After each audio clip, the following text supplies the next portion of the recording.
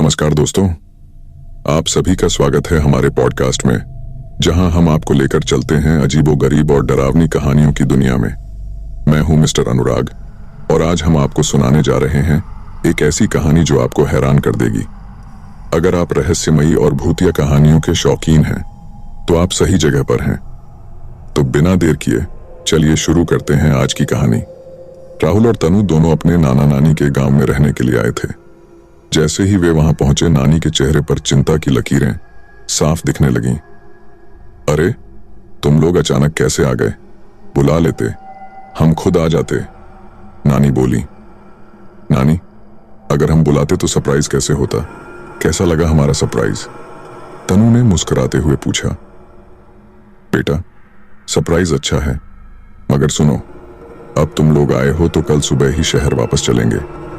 आज रात बस इतना ध्यान रखना, चाहे बाहर कितनी भी हलचल हो, तुम दोनों बिस्तर से मत निकलना, नानी ने चेतावनी दी। यह सुनकर दोनों को कुछ अजीब तो लगा, पर ज्यादा ध्यान नहीं दिया। रात को जल्दी सोने का आदेश मिलते ही राहुल ने घड़ी देखी। 10 ही बजे हैं नानी, मैंने सोचा था आपसे बातें करेंगे। मैं बहुत थक गई हूं बेटा, कल सुबह बातें कर लेंगे, नानी ने कहा और कमरे की लाइट बंद करके बाहर चली गईं। कुछ देर बाद अचानक मौसम बिगड़ गया। जोरदार बिजली चमकने लगी और भारी बारिश शुरू हो गई। राहुल और तनु को भी कुछ बेचैनी सी महसूस होने लगी। तभी लाइट चली गई और घर में घना अंधेरा छा गया। तनु ने मोबाइल की टॉर्च जलाई, मगर उसकी रोशनी में सब कुछ धुंधला दिखाई दे रहा था। अचानक खिड़की के पास कुछ अजीब हरकत हुई। एक लंबा साया खिड़की के बाहर खड़ा था।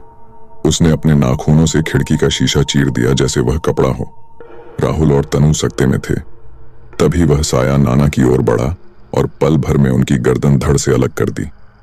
फिर वह उनके शरीर को अपने साथ खींचते हुए बाहर गायब हो गया। घटना के बाद सब सन्न रह गए। बारिश की बूंदें जो घर के अंदर आ रही थीं, वे खून की थीं, ठंडा पानी नहीं।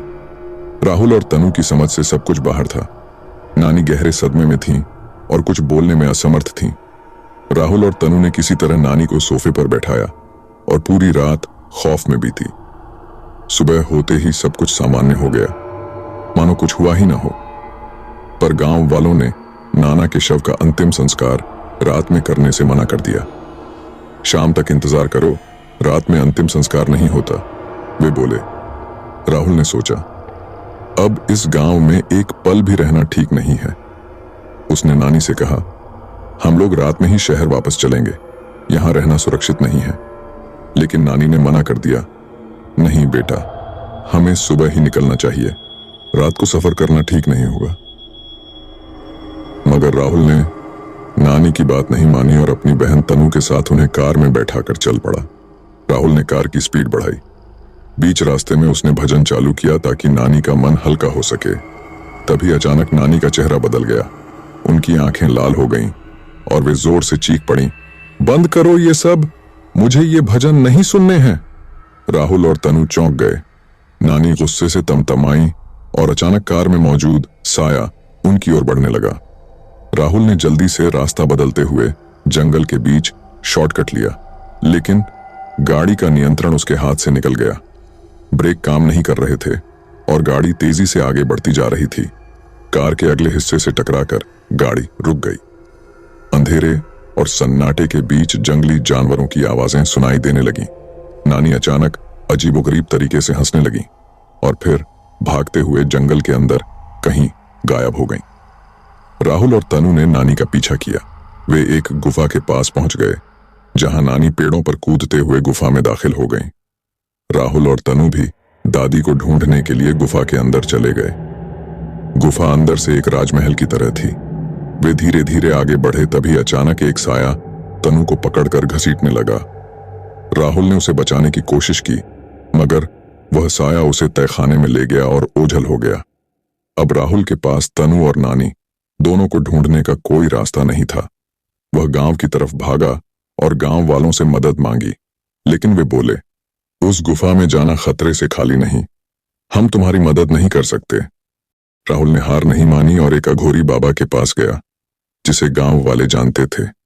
बाबा ने बताया, तुम्हारी बहन अभी जिंदा है, पर उसे बचाने के लिए तुम्हारे पास सिर्फ 24 घंटे हैं।